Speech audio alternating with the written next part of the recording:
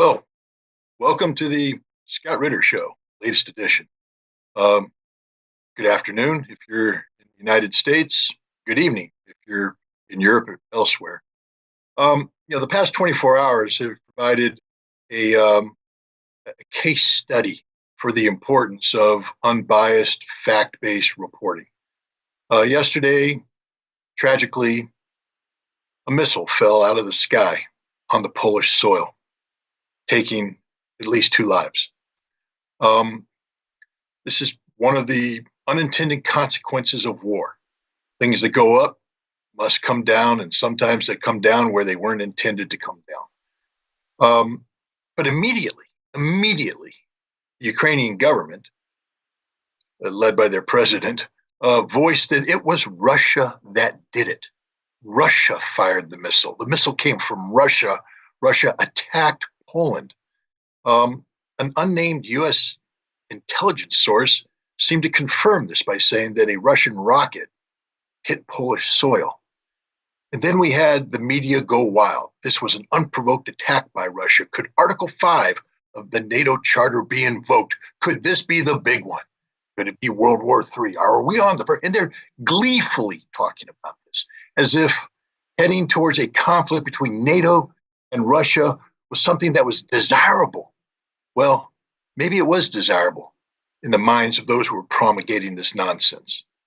Polish officials from the Baltic republics, Czech Republic officials, people who seemed discontent with the fact that there were those in the West who were seeking a diplomatic off-ramp from this conflict, trying to reach out to Ukraine to see if Ukraine could come up with some sort of formula that might lead to a negotiated settlement with Russia about the ongoing conflict.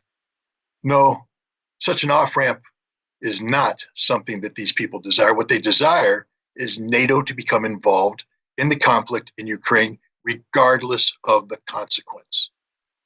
Now, the evidence that appeared on the ground forensically was incontrovertible. It was a Ukrainian S-300 surface-to-air missile. It was not a missile fired by Russia. And eventually, even those who were pointing the finger at Russia had to admit Russia didn't do it. But that wasn't good enough, you see, because Russia started this war. This unprovoked aggression against Ukraine is why these missiles were fired in the first place. And if it weren't for Russia's aggression, Ukraine wouldn't have to fire these missiles in self-defense, and a missile wouldn't have fallen on that farmer's field in Poland, killing the farmer in question. It's Russia's fault. Therefore, what will NATO have to do?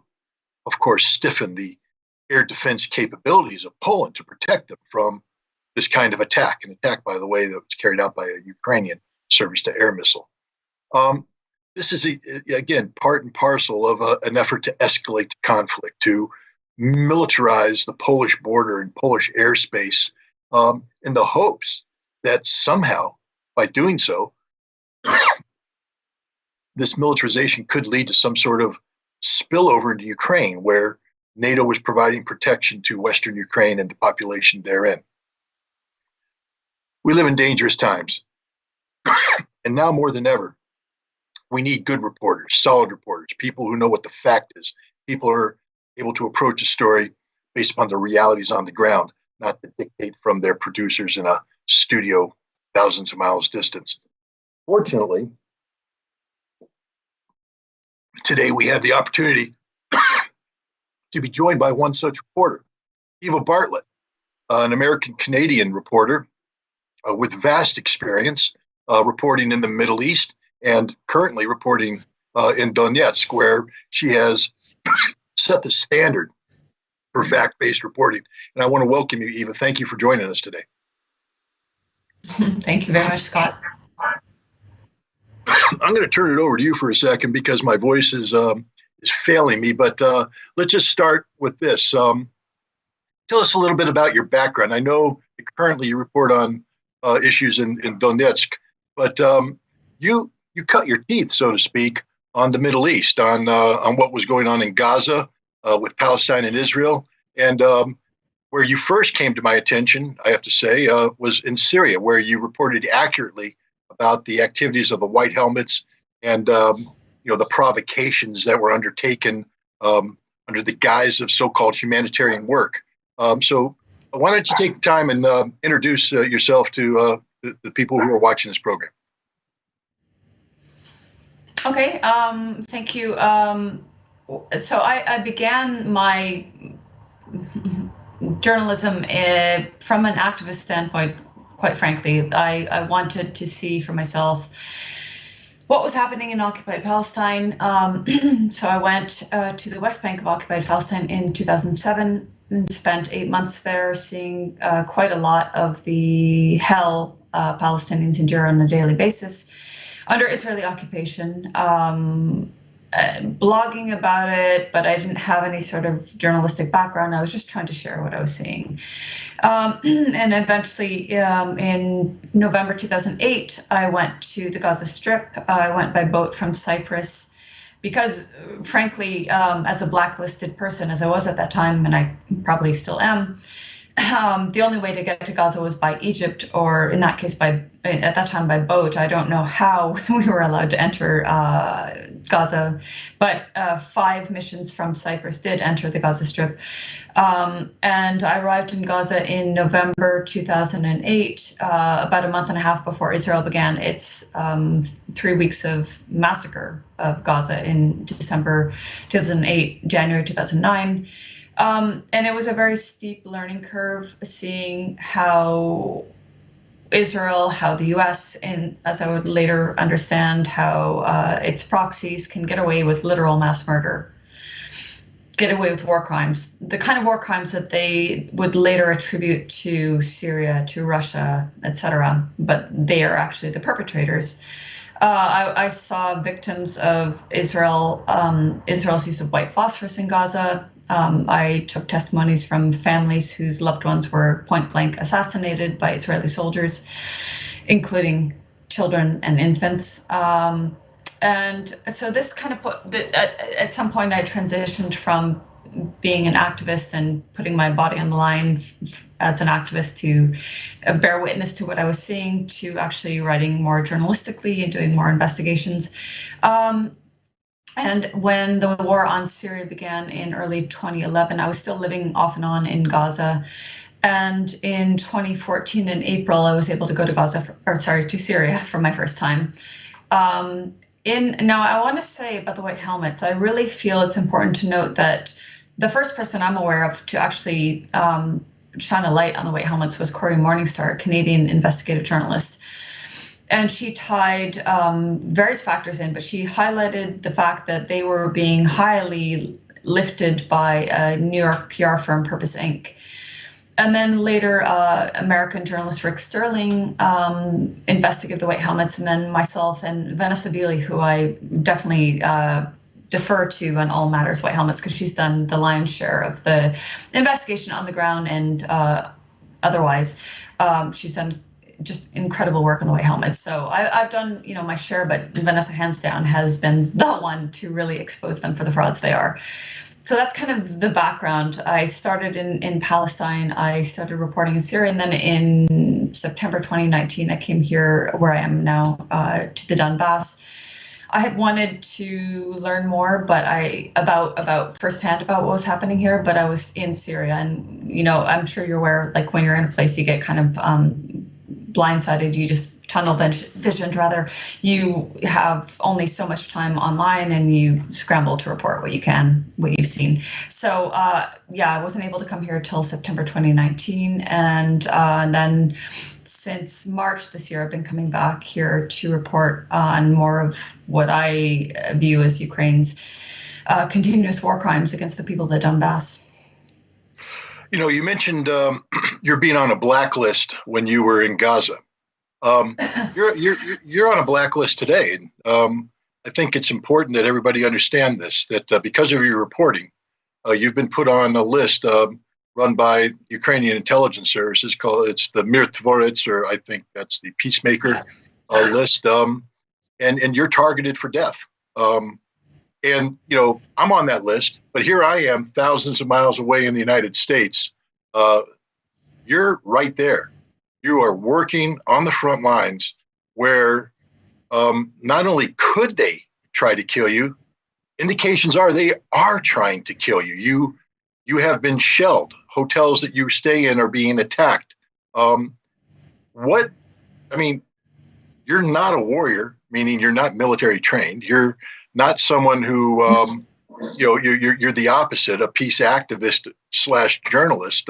And yet you're braver than most warriors I know. You literally run to the sound of gunfire, not because you want to participate, but you want to observe, you want to report. What's it like to be on a Ukrainian intelligence assassination list working on the front lines of the fighting in the Donbass?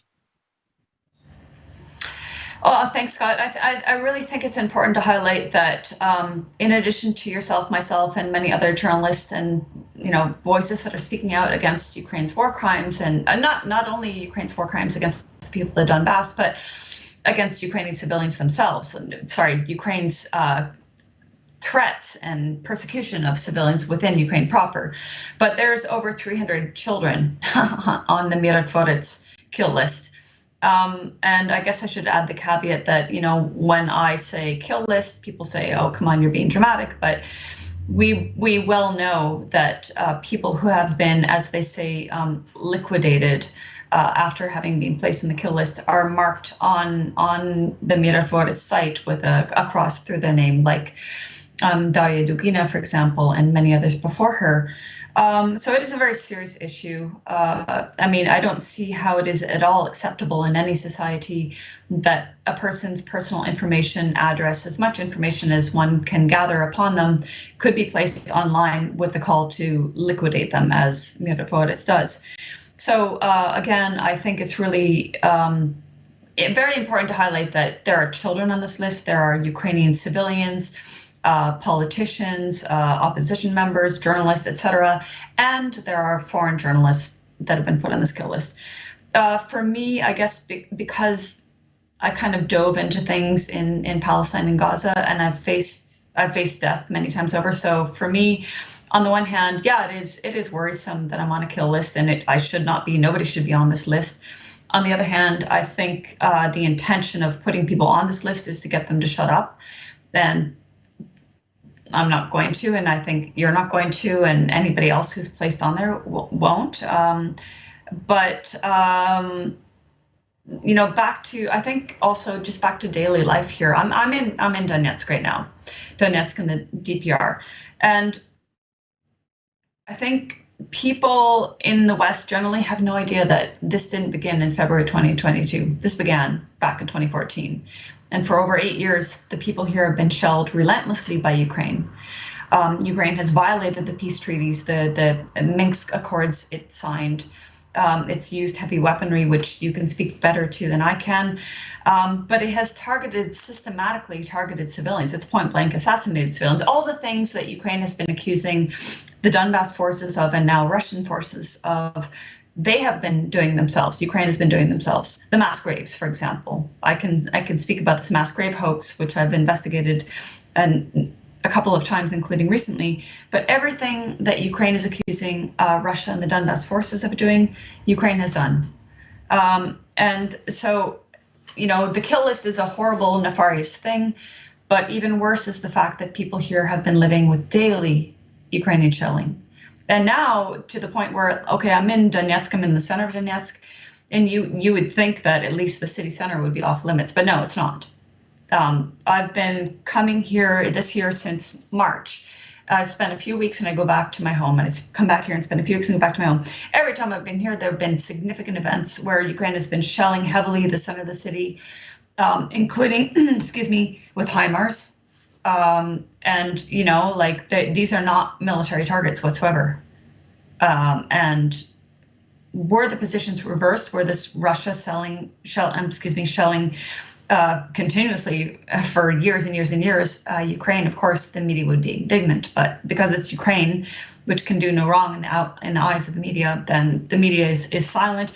Or even worse than silence, it takes images, it takes scenes of Ukraine shelling, whether with Tushka-U or HIMARS or whatever, and then it says this is Russia doing it and depicts it as somewhere in Ukraine. Look, I'm a military guy, and so my reporting, yeah, or my analysis, I won't call it reporting. You do reporting. I do analysis. I'm long distance. I wish I could be doing what you're doing, but and I applaud what you're doing. But I'm one of these guys that sits back thousands of miles removed from the violence, and I look at things. I try to look at it without emotion. I try to look at it with as little bias as possible. Just let the facts, come up with what they are. And this oftentimes leads to a focus on purely military things. When you read a military history, it's the big arrows, it's the tanks, it's the airplanes, it's the artillery. And when you talk about the human cost, you tend to focus on the soldiers that are fighting and the price they pay. That's not the story you're reporting on. You're reporting on the human side of the conflict, the civilians. That's oftentimes forgotten as we get into the glory and glamour of the war. Tell us a little bit about that. Tell me about the people of Donetsk. Tell me about the people of the Donbass. Are these evil separatists?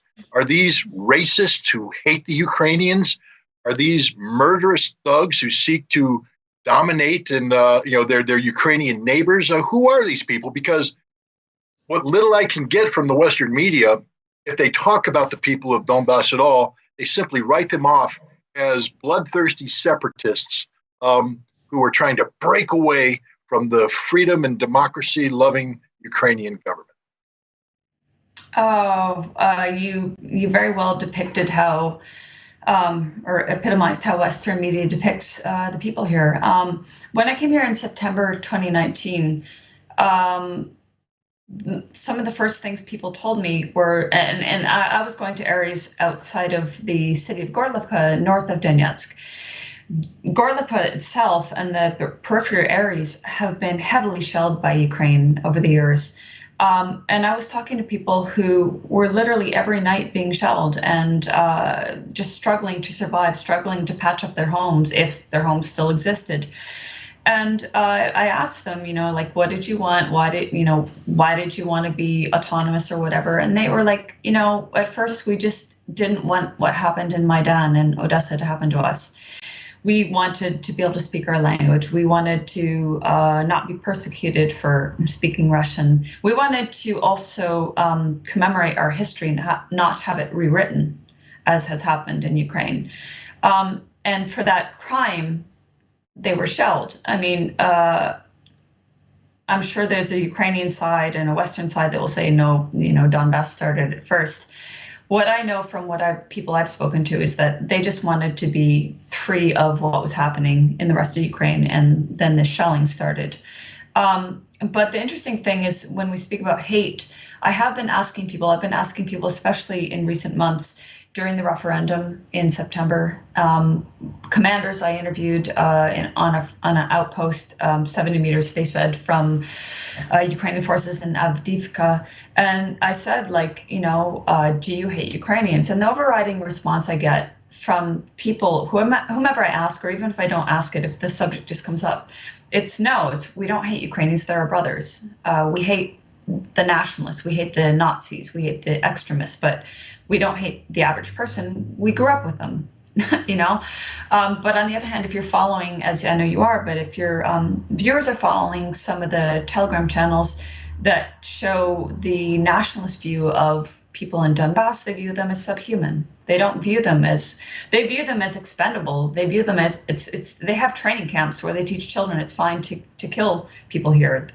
And there are parallels with how Israel views Israelis, Zionists rather, view Palestinians the same way. That it's okay to murder them. But back to the people. So on Sunday I went to Gorlivka again. On November 12th, Gorlivka was shelled by HIMARS with 2 missiles striking a beautiful cultural center that was founded in 1951. It had a beautiful theater with inside that was now used to have concerts and cultural events. And the shells busted through the walls and the roof.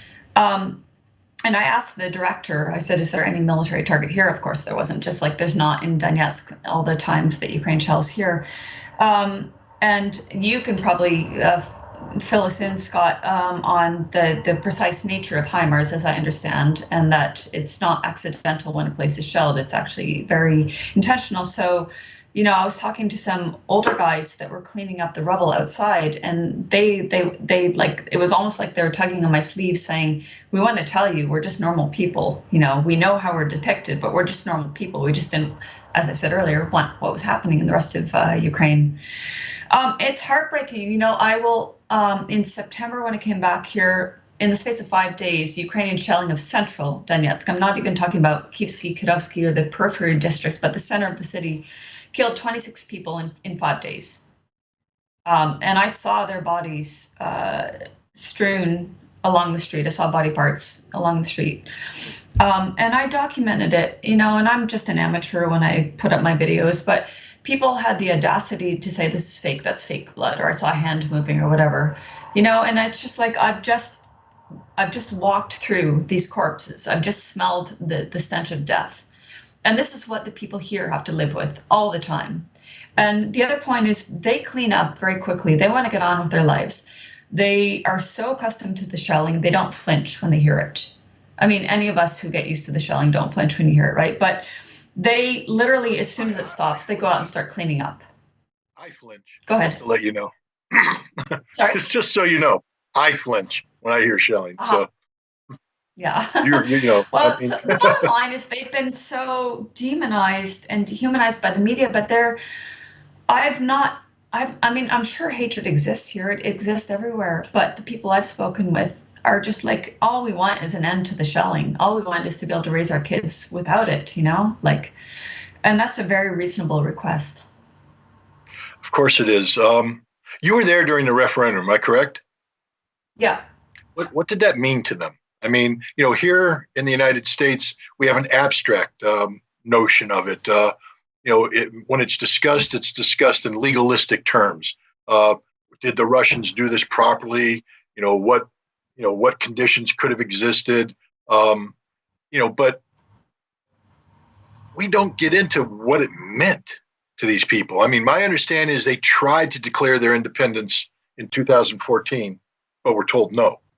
And that from 2014 to 2022, they were told that the Russians are going to try and resolve this in a way that keeps the Donbass in Ukraine, which had to make these people very, bitter, angry. What was their feeling towards Russia pre-referendum and then post-referendum? I mean, do they want to be part of Russia, or is this an act of desperation to save them from a bad situation? Are they frustrated with Russia about the length it took for Russia to make this decision? Or are these people who understand the reality of life and are just, what's their feeling on the referendum? I'm not going to put words in your mouth. There's a few questions to address there. I think there was definitely an element of frustration, but not, I don't know. I don't want to speak for people here because there's so many different opinions, but I think first and foremost, they wanted to join Russia and they wanted to do so years ago. The element of frustration would be the feeling of isolation when you're being bombed every single day and wondering when this is going to end and wondering why they have to put up with the charade of the Minsk Accords and, the charade of the OSCE observers who, didn't file all their reports or who collaborated with Ukrainian forces in some occasions to enable them to shell Donbass points. Or who turned a blind eye. Like when I came here in September 2019, that's one of the things I heard in the areas outside of Gorlovka is that the Ukrainian forces wait till the OSCE observers leave and they just rain it down, and nobody's there to witness it. So back to your question, frustration definitely existed and it does exist now, but that's to be expected in an area where people are living not knowing if they're going to be alive the next day. Whether they wanted to join Russia, overwhelmingly, that's everybody I spoke to said yes. And I know how it was depicted in the West. I know they said it was a sham, which is pretty ironic given how elections work in the West. But anyway, I know one of the tropes was like, oh, well, there's armed soldiers there. It couldn't have been a fair referendum. But these were Donbass forces, and these were of the people. Like, I posted a video and a photo from Makivka, east of Donetsk. There was, I think at that point, there were two soldiers there. Standing off to the side, not interacting with the people generally, except some people would walk up and speak to them because they knew them. They were from the area.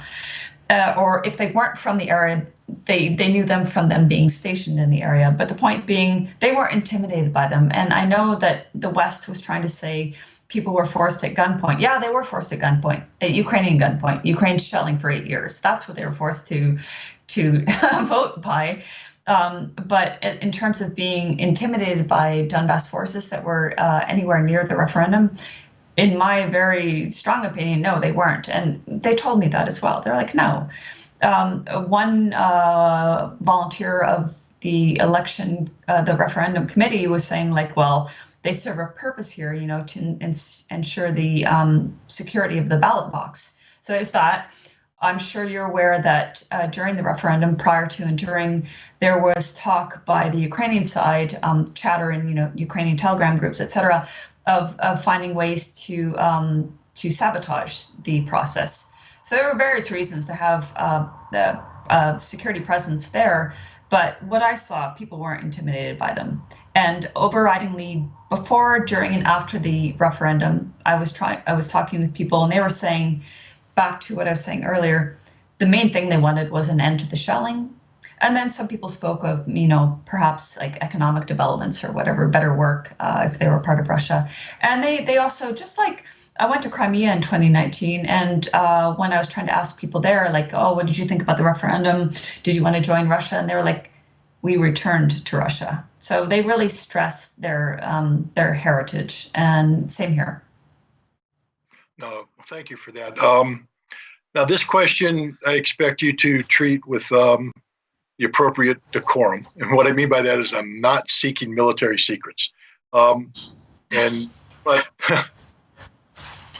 this is the Donbass. From 2014 to 2022, they were fighting the Ukrainian army, the people of Donbass. As you said, the militia was of the people.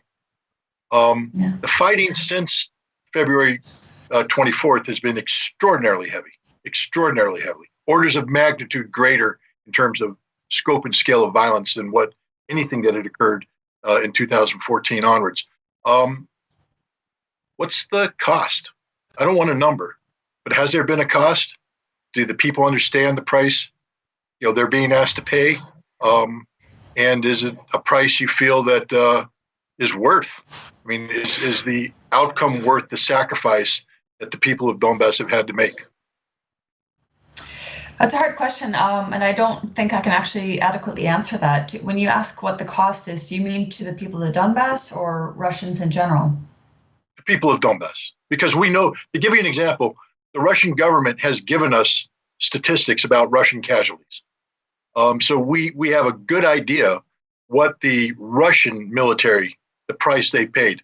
But they don't provide any casualty figures for either the Lugansk militia or the Donetsk militia, which now, of course, has been incorporated into the Russian, military structure. But prior to that, these guys were bearing the brunt of the fighting. As you mentioned, you were on the front line, 70 meters away from the Ukrainian positions. And again, I'm not looking for a number. I just, that the feeling I have is that they have suffered tremendous losses. Losses that are commensurate with the amount of fighting they've been called upon to do. Are the people of Donbass aware of this? And is this a price that they're willing to pay for the freedoms they hope to achieve by joining Russia? I honestly can't speak on behalf of the people. I don't know, frankly. I don't know. It would take probably many months to survey and talk with people and get an honest appraisal of the general feeling. But I can speak from my experience in Gaza, in Syria, and here, that when you're facing decimation, they're fighting for their survival. That's the bottom line. So yeah, I'm sure there are people that would say, no, the cost is not worth it, the price is not worth it, but they really have no other choice. This isn't about, just one day deciding, okay, we're gonna take up arms. It's them literally fighting for their survival. So whereas I can't appraise the cost in that sense, I can say that when you have no other option, you have no other option. Like it's just, I think it's something we can't really understand in the West because generally we're the ones waging wars, right? But these people didn't ask for this war, and the Minsk Accords didn't work for them. And they're when I back to these commanders. Okay, they were only a few commanders I spoke with at this outpost near Avdiivka. But when we would ask about what their motivation, I went there with two other journalists, and we would ask what their motivation was. It was liberating their land. It was their children's future. So I think when we think of the cost, it's them keeping in mind this is their future and their survival. Thank you. Now we have a situation where Russia has conducted the referendum. The votes are in, and the four territories have been absorbed into Mother Russia. While this is going on, and even afterwards, we see the Ukrainians carrying out counteroffensives that have captured some territory in the Kharkov region, but more recently in Kherson, Russian territory. Russian territory has been turned over to the Ukrainians. What do the people of the Donbass think about this? I mean, do they have an opinion? Is this something that frightens them? Are they concerned?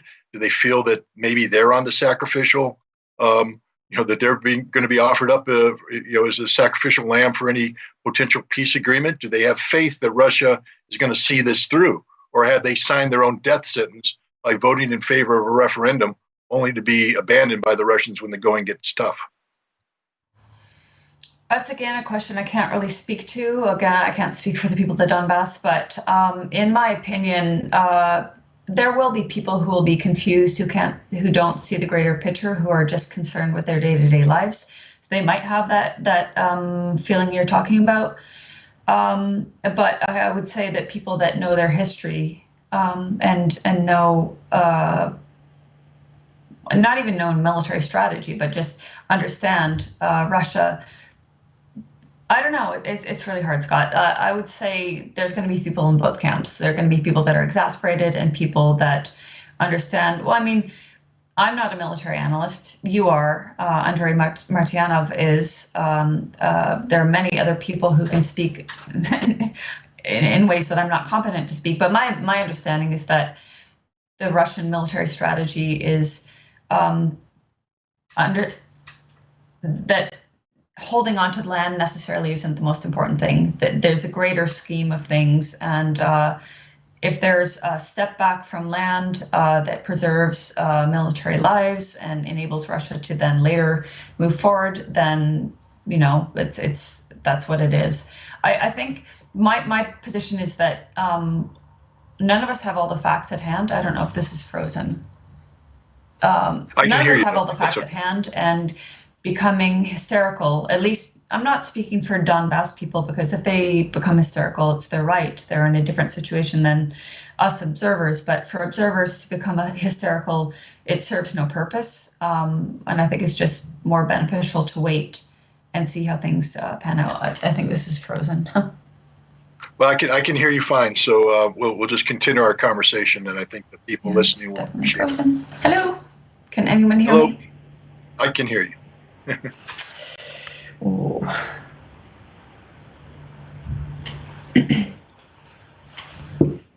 Steve, for a second, we hope to get her back. I hope everybody watching understands that we're in the presence of what I consider to be greatness. A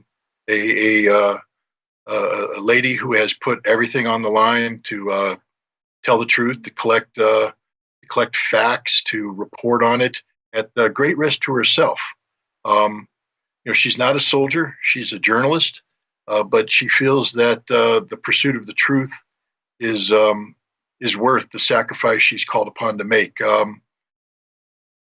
she's also a human being. I wanted to talk to her about the two beings in her life. She calls her hooligans, her dogs. They seem to be a very important part of her life. And I also wanted to talk to her about her visit to a dog shelter, an animal shelter that cared for the wounded victims of war, the dogs and the cats that are caught in the crossfire of humanity's insane desire to kill one another. But maybe that's a conversation for another time. Again, I want to thank Eva Bartlett for coming on. I hope everybody enjoyed listening to her as much as I did. And remember, knowledge is power. Until the next time, I'm Scott Ritter. Have a great day.